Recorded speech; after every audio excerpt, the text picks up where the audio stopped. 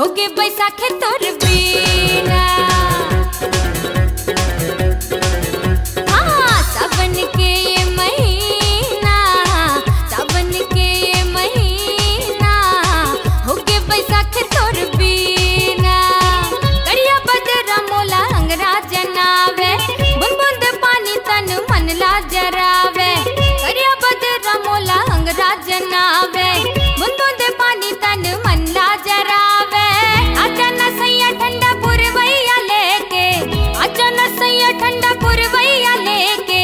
होगे रे तुर बिन मुश्किल जीना जीना जीना। आजा सावन के ये महीना, होगे बैसाख तोर बीना। सावन के ये महीना, होगे बैसाख तोर बीना।